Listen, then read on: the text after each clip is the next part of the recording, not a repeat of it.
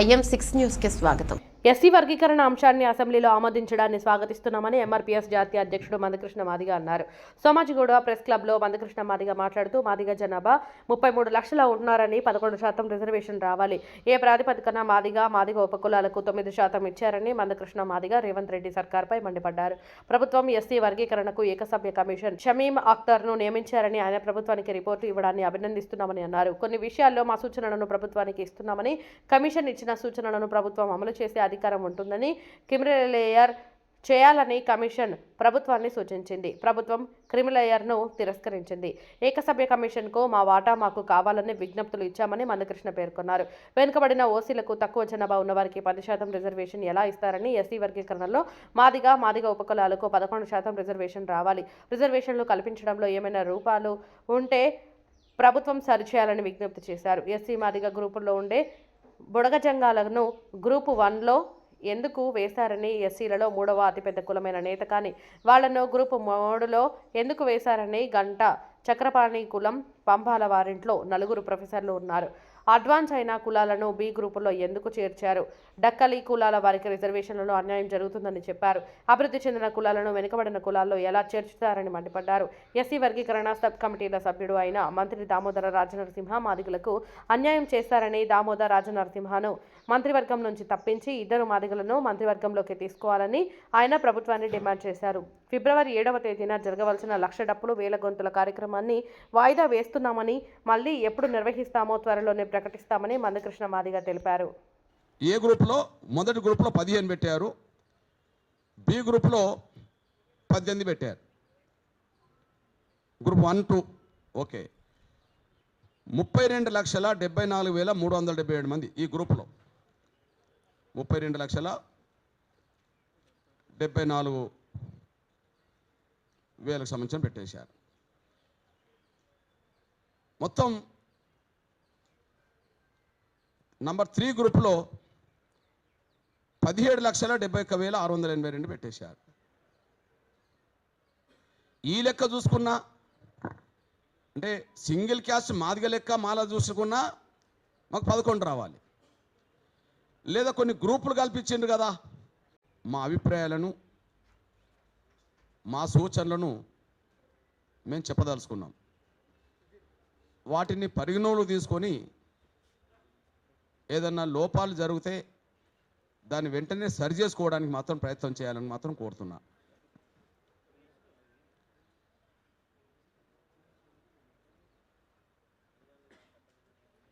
ఇప్పుడు కమిషన్ చేసిన సూచనలన్నీ అమలు చేయాలన్నా వద్దా అనేది ప్రభుత్వ నిర్ణయమే కదా. కమిషన్ చేసిన సూచనలన్నీ అమలు చేయాలన్నా వద్దా అనేది నిర్ణయం తీసుకోవాల్సింది క్యాబినెట్, ప్రభుత్వమే కదా. అందుకు సాక్ష్యం షమీం అఖ్తర్ గారి నాయకత్వంలో నియమించబడ్డ కమిషన్ తమ సిఫార్సుల్లో క్రిమిలేయర్ కూడా ఉండాలని అన్నది అనుకోండి, అన్నది కదా. దాన్ని తిరస్కరించింది కదా గవర్నమెంట్, దాన్ని తిరస్కరించింది కదా. అంటే కమిషన్ నివేదికను ఉన్నట్టుగా అమలు చేయడం కంటే ఏదైనా లోపాలు ఉన్నా అవసరం లేదనుకున్నా ఫైనల్ నిర్ణయం తీసుకునేది, లోపాలను సరి చేసుకునే ఫైనల్ నిర్ణయం తీసుకునేది రాష్ట్ర ప్రభుత్వమే. ఇది అవసరం లేదు అనుకున్నది తిరస్కరించేది కూడా ప్రభుత్వమే. దానికి మొదటి ఎగ్జాంపుల్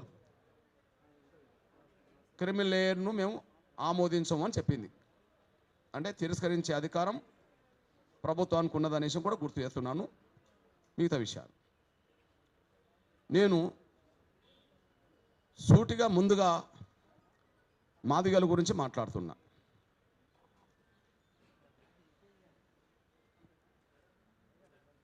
ఎస్సీ వర్గీకరణ కోరుతూ ఉద్యమానికి నాయకత్వం వహిస్తున్నది మాదిగ దండోరా. అందరికీ న్యాయం జరగాలనే పోరాటం చేస్తున్నా, అగ్రభాగాన నిలబడి పోరాటం చేస్తున్నది మాదిగ దండోరా. మేము గౌరవ షమీం అఖ్తర్ గారికి మా వినతి పత్రం ఇచ్చినప్పుడు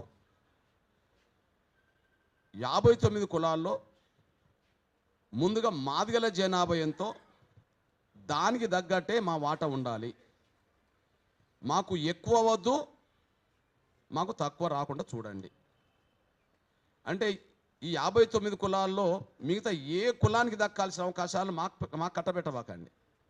సేమ్ టైం మా జనాభా ఎంతో మా జనాభాకు తగ్గట్టుగా మాత్రమే మా వాటా వచ్చేటట్టు చూడండి. మాది వేరేలకు వెళ్ళకుండా చూడండి.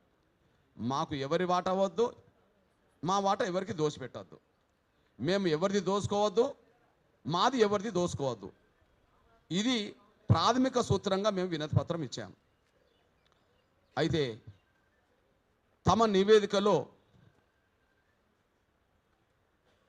ఏ రూపంగా చూసినా మాదిగల జనాభా నిష్పత్తి ప్రకారంగా మాకు రావాల్సిన వాటా 10.5 లేదా 11% మాకు రావాలి. మాకు ఇవాళ 9% మాదిగలతో పాటు కొన్ని కులాలు కలిపి 9% ఇచ్చారు. ఇది ఏ ప్రాతిపదికం ఇచ్చారు? వెనుకబాటుతనం ఆధారంగా చూసి 9% డిక్లేర్ చేశారా, లేదా జనాభా పరంగా చూసి 9% డిక్లేర్ చేశారా? వెనుకబాటుతనాన్ని గుర్తించినట్టుగా కనిపించట్లేదు, మా జనాభాకు దగ్గర గుర్తించి ఇచ్చినట్టుగా కనిపించట్లేదు. ఎగ్జాంపుల్, మా జనాభా సింగిల్ క్యాస్ట్ మాదిగల జనాభా 32,33,642. 32,33,642. ఇక వర్గీకరణను అడ్డుకునే వర్గం మాలలు. డైరెక్ట్ సింగిల్ క్యాస్ట్గా ముందు మాలలు, డైరెక్ట్ సింగిల్ క్యాస్ట్గా మాలలు. మాలలకు సంబంధించిన విషయంలో 15,27,143. నేను ఒకరోజు ఇక్కడనే ఒక ప్రెస్ మీట్లు అన్నాను, చూసారా? వాళ్ళు 30 లక్షలు ఉన్నారు అని అంటుండ్రు కదా, మరి మీదంటే వాళ్ళు 30 లక్షలు నిరూపించుకుంటే నేను 1 కోటి మంది నిరూపించుకుంటాను ఇక్కడనే అన్న. ఒకసారి ఇక్కడనే అన్న, వాళ్ళు 15 లక్షలు. ఇప్పుడు 15 లక్షల జనాభాకు సంబంధించిన వాళ్లకు 5% ఇచ్చినప్పుడు యావరేజ్గా, మరి 32% ఇచ్చిన వాళ్ళు జనాభా ఉన్న వాళ్ళకు 11 రావాలి కదా. 15 లక్షలు ఇంకో 15 లక్షలు కలిస్తే 30 లక్షలు. 5కు 5 10 మాకు రావాలి. ఇంకా 2 లక్షలు అదనంగా ఉన్నాయి, మాకు 11% రావాలి. మా జనాభాకు తగ్గ ప్రాతినిధ్యం రిజర్వేషన్లు మాకు దక్కలేదు అనడానికి ఇది సాక్ష్యం. 15 లక్షలకు సంబంధించిన వాళ్ళకు 5% ఇచ్చినప్పుడు 32 లక్షలకు సంబంధించిన వాళ్ళకు 9% ఎట్లా వస్తుంది? 11% రావాలి కదా. ఏ ప్రాతిపదిక మీద మాకు 9 ఇచ్చారు, 11 ఎందుకు ఇవ్వలేదు? ఈ ఒక విషయం. రెండో విషయం, యావరేజ్గా గ్రూప్ల గురించి మాట్లాడదాం. ఓకే, ఎస్సీ బి గ్రూప్లో, మాదిగల గ్రూప్లో మొత్తం 15 కులాలు పెట్టారు.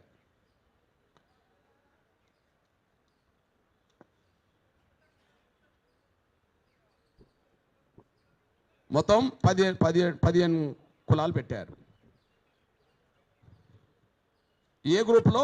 మొదటి గ్రూప్లో 15 పెట్టారు, బి గ్రూప్లో 18 పెట్టారు. Group 1, 2 okay. 32,74,377 మంది ఈ గ్రూప్లో. 32,74,000 సంబంధించిన పెట్టేశారు. మొత్తం నంబర్ 3 గ్రూప్లో 17,71,682 పెట్టేశారు. ఈ లెక్క చూసుకున్నా, అంటే సింగిల్ క్యాస్ట్ మాదిగ లెక్క మాల చూసుకున్నా మాకు 11 రావాలి. లేదా కొన్ని గ్రూపులు కల్పించిండ్రు కదా, 2, 3 గ్రూపులు కల్పించారు కదా.